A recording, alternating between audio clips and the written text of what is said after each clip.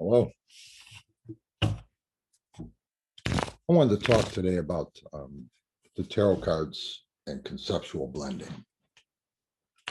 That's probably the biggest message I have for people. It's about finding the answers of why this system we call tarot card reading is so effective and why it works. That's always been the biggest mystery of the tarot.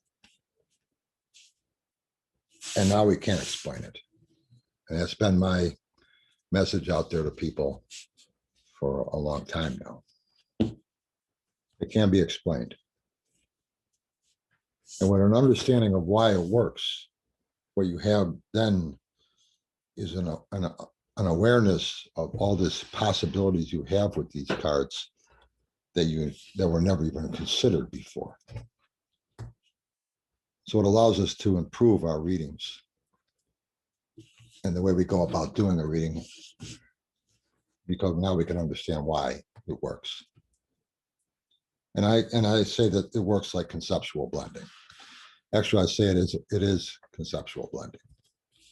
Now, what is conceptual blending? Conceptual blending is a psychological study now on the way the human mind, looks at a question, looks at something they're trying to find an answer to.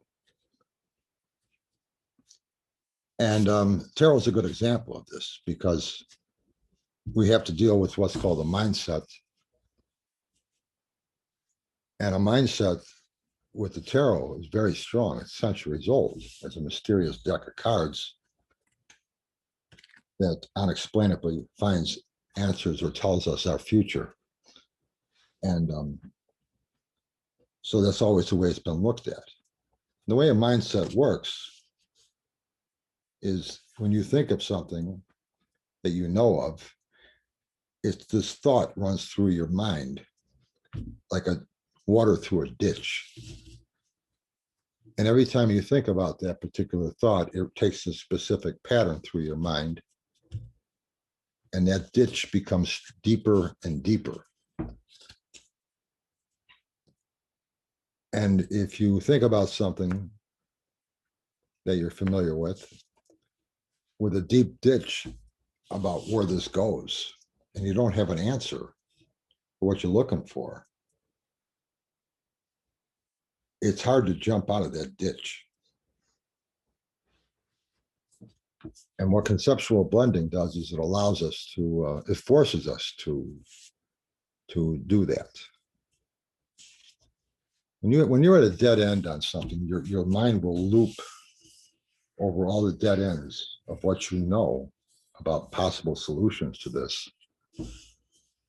It'll just keep looping and it's just a dead end.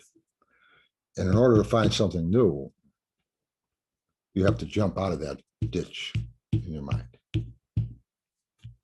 Conceptual blending allows us to do that. Another way of looking at it is just called thinking out of the box. And so you can look at it that way too. Whenever we look at a question, I don't care if it's a friend of yours calls you up and says they got a problem, I want to talk about it, or whatever. What we do is we fragment the question apart. We don't even know we're doing it. Your friend calls you and says, oh, I got a problem. You say, well, what happened? That's starting a fragment of the question. What are you going to do about it? What do you got going for you? What options you got? What are you doing now? You know, who's going to help you? These are all segments of the question we're looking into. And it's important to fragment a question anytime you look into it.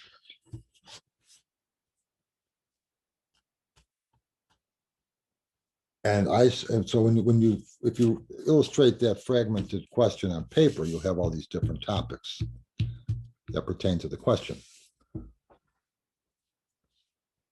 What a card spread is a question layout fragmented into sections. Each position of the card spread has meaning and purpose in some way that's supposed to be helpful to look into in regards to the question you're seeking answers to. Position 1, the meaning here, the position 2, the meaning there. And a lot of sources and this really throws a curveball on people. A lot of sources imply that position one, the card that's placed here means this. Position two, the card that's placed there means that. And that's not really what it is. Position one has a meaning. Position two has a meaning. Before cards are placed into those positions have meaning to them. And they're supposed to be meanings that are significant to what it is we're looking into.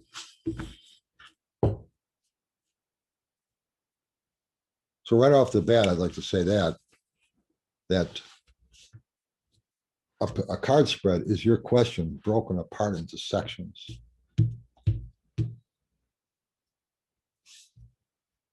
And you don't even need a tarot card to go over those positions and those meanings and saying, well, how is this with your client? You can have conversations with that, saying, what's the question? You know, what are you looking into? How do you feel about this? You know, what do you got going for you? What are you doing right now? You don't even need cards to go over these things. And that's what we do when we talk with people we know, friends and family and things like that, about challenges that they're going through. So you can do that with a card spread too. Just look at those issues. Look at the meanings of the spread. And can you find answers to those meanings without any help of a card? You're looking at the question. Those positions have meanings that are supposed to pertain to the question. Which is why my Celtic cross, I've changed to fine tune to be more, I think, more meaningful than a classical cross. Positions 1 and 2 is a look at the question itself. Position 3 is what you're currently going through. Position 4 is what you're trying to accomplish. Position 5 is an asset you have going for you, something you have going for you that you can use in this situation. Position 6 is an opportunity that you should look for in the future. Position 7 is how are you seeing your own question? How are you seeing this thing? How are you looking at it? Maybe you're looking at it wrong. Position 8 is the timing of the situation. When do we act on this? When's the best time to act? Do we let's lay low for a while, or do we wait till next week, or do we act now before opportunities are lost? Position 9 is the purpose, the whole purpose of why this is so important to you. Maybe if we look into the purpose, we'll see that what we're talking about here really isn't going to affect the purpose that much anyway. Maybe it's something else I should look into. Maybe it's not really. Initially, I thought it would be something that was going to be useful, but it's not. And position 10 is a possible outcome or finer details, closure, decisions, finalizing your reading. So you don't need a card to go over those issues with a client. But usually the client doesn't have an answer. So we can go over these positions, so these meanings with a client, and you could probably won't find an answer. Unless you know something the client doesn't know, which could happen. So now is where the cards come in, because now we lay a card into position 1. And we lay a card in position 2 and position 3. And what these cards are being used for is called a random stimulus. And we make an association between this card and the position it's placed into. What attributes does this card have that will help me with that position of this question we're looking into in some way that I didn't see before? That's a random stimulus. What we're doing is we're conceptually blending a random tarot card into an aspect of a question known as a position of a card spread. That is undeniable conceptual blending. If you were talking to anybody about conceptual blending, they would say that's exactly what it is. Why is conceptual blending so powerful? Is it forces me to look at things differently now because I'm forcing myself to make an association between this random tarot card and the element it's placed with. What attributes does this card have? What does it stand for? What does it represent? Does any of this help me find new ideas for that aspect of my question? Conceptual blending. Conceptual blending is adding a random stimulus of any kind to elements of your question, forcing yourself to think out of the box by making associations between this randomness to the element of the question it's placed with and coming up with new ideas. The reason this is so valuable in a tarot reading is because you will, or in anything really, is you will find ideas that you didn't see before you sat down with those cards. And if they work, it was successful.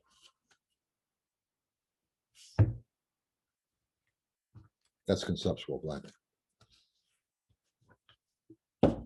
You can use anything for conceptual blending. Anything at all. Things found in the room. You can use this pen. What attributes does a pen have? It carries ink. I could relay messages with it that I create myself. You can use anything. A pocket, a denim jean pocket, books, anything in the room, light, extension cord, anything at all. The more outrageous it is, the least it has to do with your question, the more it forces you to see original ideas. What attributes does an extension cord have? Well, it's flexible, it's portable. I can put energy into areas that I couldn't before. Does any of these aspects help me with this element of my question? That's conceptual blending. It's used by Fortune 500 companies, branches of the government. It's used all over, and it can be done in think tanks. It could be done individual, just one person doing it. It's a very valuable creative thinking technique. It's the most basic creative thinking technique we know of. And it's one the mind naturally uses. Looking around the room for randomness that will help me with this question. Da Vinci used to say, observe nature to find ideas. That's a randomness. We didn't know of a term called conceptual blending back then, but it's what it was. Other genius minds have used conceptual blending too. And we know that from their notes. The term conceptual blending didn't come out as an official term in psychology until 1993, I think. We knew about it maybe a decade before that. We had a term for it, but it wasn't official. But so we knew about it. We knew how it worked, but we didn't really have enough. We didn't call something official until then. Today, it's used in developing artificial intelligence and research in space, and Fortune 500 companies use it for marketing, and branches of the government use it. It's used a lot. People use it, just people, individuals use it. Authors might use it to write a novel, find a new twist to an ending. Advertising agencies who use it. So it's a very powerful tool to find new ideas to something you're looking into that you didn't see before you sat down and thought about it. Adding a random stimulus to elements of a question, forcing us to make associations between this randomness and the element of the question it's placed with, is defined as conceptual blending. When we take a tarot card reading, we have positions of a card spread. It's a question broken apart into sections. We add a random tarot card to each element of that question, each one of those positions. And we make associations between the card and the element of the position it was placed into, the meaning of the position it was placed into. That's conceptual blending. Why is this important to know? What does this do for us? For one thing, what it does for us is it helps us understand why this is so effective. We could never understand why it was effective before. We didn't understand why it worked. You can't change something. You can't improve it if you don't understand why it works. Once you understand why it works, you can improve something. Understanding conceptual blending,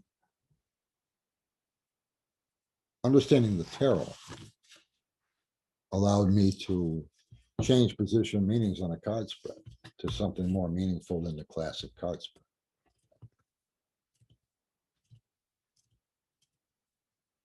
It also may give me a better understanding of what I'm doing, which means I'll be more proficient at it.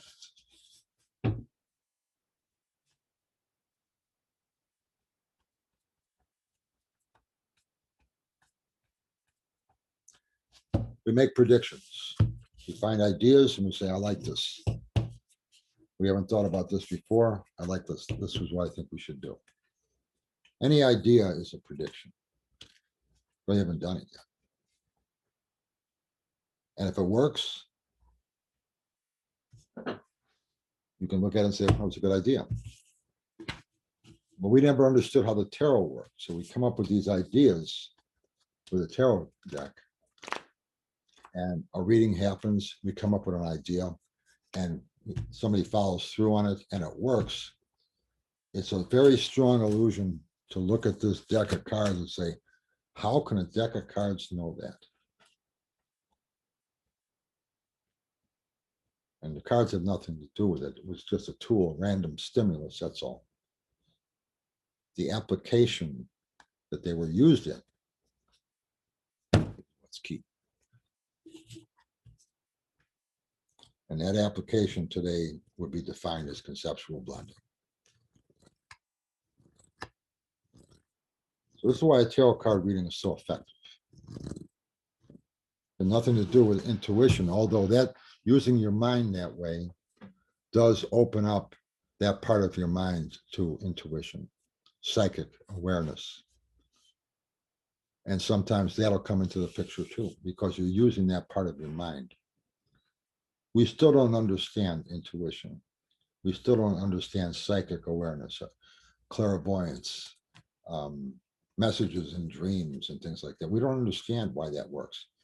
But this does open that up when we use that part of the mind. It opens those forces up.